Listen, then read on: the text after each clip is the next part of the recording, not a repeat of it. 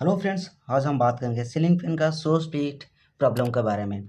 जो हमारा घर में जो सीलिंग फैन लगा हुआ है उसका जो स्लो स्पीड हो रहा है उसका प्रॉब्लम के बारे में। ठीक है, अक्सर आपने देखा होगा कि ठंडे के मौसम में आपको ऐसा लग रहा है कि आपका घर का जो सीलिंग फैन है वो बहुत ज़्यादा स्पीड में घूम रहा है, और जब गर्मी का मौसम आता है वही सीलिंग फैन बहुत ज़्यादा स्लो घूम रहा है।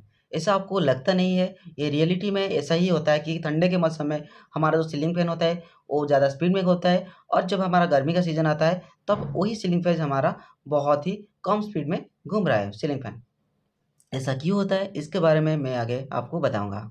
तो अभी हम बात करेंगे वो सीलिंग फैन स्लो स्पीड क्यों घूम रहा है। अक्सर हम लोग को ऐसा लगता है कि जो सीलिंग फैन अगर स्लो घूम रहा है तो उसका अंदर जो कैपेसिटर लगा है उसके वजह से, या वो जो कैपेसिटर वीक हो गया है जिसके वजह से हमारा जो सीलिंग फैन होता है वो बहुत ही स्लो घूम रहा है। ठीक है, तो पहले हम ये जान लेते हैं जो हमारा फैन के पास जो कैपेसिटर लगता है वो क्यों लगता है। ठीक है, मैं आपको बता देता हूँ जो हमारा घर में जो सीलिंग फैन लगा है वो एक्चुअली होता है हमारा एसी इंडक्शन मोटर, मतलब सिंगल फेज इंडक्शन मोटर होता है। ठीक है, और हम सबको पता है कि जो सिंगल फेज इंडक्शन मोटर होता है वो सेल्फ स्टार्टिंग नहीं होता है, वो अपने आप स्टार्ट नहीं होता है। उसको स्टार्ट करने के लिए कई सारे मेथड को हमको यूज़ करना पड़ रहा है। ठीक है, जैसे कि हमारा हो गया स्प्लिट फेज इंडक्शन मोटर, ठीक है, कैपेसिटर मोटर और स्टेटर मोटर। इस टाइप का मेथड को हम यूज़ करके एक सिंगल फेज इंडक्शन मोटर को हम सेल्फ स्टार्टिंग कर सकते हैं। और जो हमारा घर में जो सीलिंग फैन लगा हुआ है वो एक्चुअली हमारा कैपेसिटर मोटर होता है। ठीक है, और मैं आपको बता देता हूँ जो सिंगल फेज इंडक्शन मोटर होता है वो क्यों सेल्फ स्टार्टिंग नहीं होता है। फ्रेंड, जो हमारा सिंगल फेज इंडक्शन मोटर होता है उसको जो हम सप्लाई देते हैं वो देते हैं हम एसी सिंगल फेज देते हैं। जो एसी सिंगल फेज होता है वो साइनोसॉइडल वेव में रहता है, जिस साइनोसॉइडल वेव में एक पूरा कंप्लीट साइकिल होने के लिए एक पॉजिटिव साइकिल और एक नेगेटिव साइकिल होता है। जब हम इस साइनोसॉइडल एसी सप्लाई को हम किसी इंडक्शन मोटर को देंगे तब क्या होगा, जो इंडक्शन मोटर के अंदर जो वाइंडिंग के अंदर जो मैग्नेटिक फील्ड क्रिएट होगा वो क्या होगा, एक पॉजिटिव साइकिल में पॉजिटिव मैग्नेटिक फील्ड होगा, और नेगेटिव साइकिल में उसका ऑपोजिट में नेगेटिव फोर्स से क्रिएट करेगा या नेगेटिव मैग्नेटिक फील्ड क्रिएट होगा। तो ये जो पॉजिटिव और नेगेटिव दोनों में जो मैग्नेटिक फील्ड क्रिएट होगा वो दोनों इक्वल होगा और ऑपोजिट भी होगा, जिसकी वजह से इसका जो रिजल्टेंट मैग्नेटिक फील्ड होगा वो होगा जीरो। और किसी भी रोटर को घूमने के लिए हमको कुछ फोर्स चाहिए, लेकिन सिंगल फेज इंडक्शन मोटर का केस में जो हमारा रिजल्टेंट फोर्स मिला वो जीरो हो।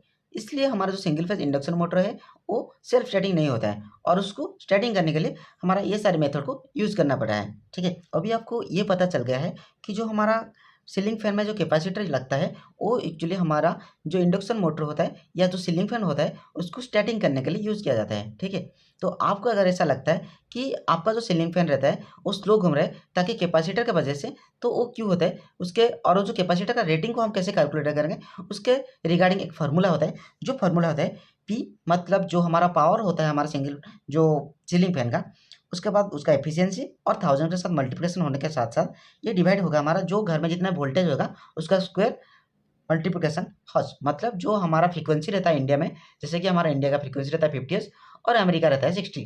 ठीक है, अभी मैं आपको इस फार्मूला के थ्रू आपको समझाता हूँ।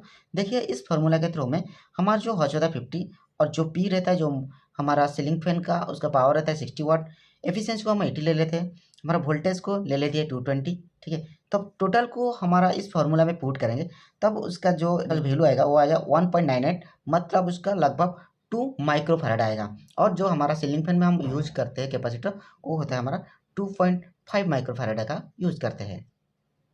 इसी में हमको ये पता चला कि हमारा जो फैन का कैपेसिटर भी वीक हो जाएगा, तभी केस में हमारा जो सीलिंग फैन हो जाएगा वो क्या हो जाएगा, उसका जो स्पीड होता है वो कम हो जाएगा। और उसके साथ साथ जो अगर हमारा वोल्टेज जो होता है हमारा फैन में वो अगर कम और ज़्यादा होगा तभी भी हमारा जो स्पीड का ऊपर इसका इफेक्ट पड़ेगा। अभी मैं आपको बताता हूँ कि जो मैं पहले से आपको बताया था कि जो हमारा ठंडे के मौसम में फैन का स्पीड ज़्यादा क्यों होता है और गर्मी का मौसम में फैन का स्पीड कम क्यों होता है। सोचिए, आप किसी गांव में रहते हैं तो उसी गांव में आपका एक ट्रांसफार्मर लगा हुआ है, और वो ट्रांसफार्मर का रेटिंग होता है 100 kVA है। ठीक है, तो 100 kVA का ट्रांसफार्मर को आप चेंज नहीं कर पाएंगे, किसी भी मौसम में हो वो ट्रांसफार्मर केवीए उसमें फिक्स रहेगा। लेकिन उसका जो सप्लाई रहेगा कहाँ रहेगा, आपका गांव में घर में, ये आपका गांव सोच लीजिए, और ये सारे जो है इसके आपका गांव में जो घर है।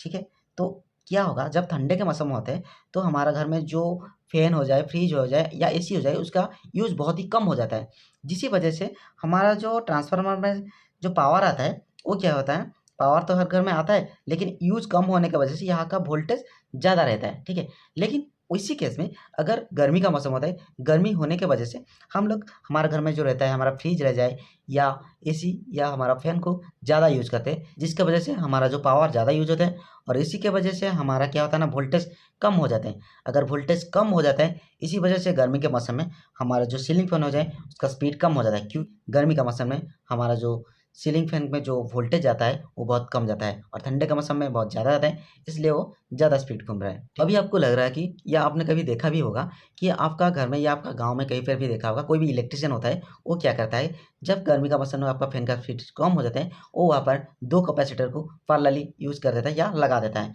उसी केस में क्या होता है, उसी केस में हमारा जैसे कि मैं यहाँ पर दिखाया था कि अगर माइक्रोफैराड अभी बढ़ जाएगा तो फैन का स्पीड भी बढ़ेगा या वोल्टेज तो बढ़ेगा तो स्पीड बढ़ जाएगा। लेकिन उस केस में वो वोल्टेज को तो बढ़ाता नहीं, वो डबल कैपेसिटर लगा के आपका फैन का कैपेसिटी को बढ़ा देता है, जिसकी वजह से आपका फैन बहुत स्पीड घूमता रहता है। लेकिन उसी केस में अगर ठंडे का मौसम हो जाता है तो आपका वोल्टेज ज़्यादा हो जाता है और कैपेसिटर का कैपेसिटी भी ज़्यादा हो जाता है, क्योंकि आपने वहाँ पर एक की वजह से 2 कैपेसिटर लगा हुआ है। तो उसी केस में क्या होगा, आपका जो फैन का अंदर का में जो वाइंडिंग होता है वो ज़्यादा हीट होता है और हीट होने की वजह से आपका फैन वाइंडिंग जल जाता है, जिसकी वजह से फैन को रीवाइंडिंग करना पड़ रहा है।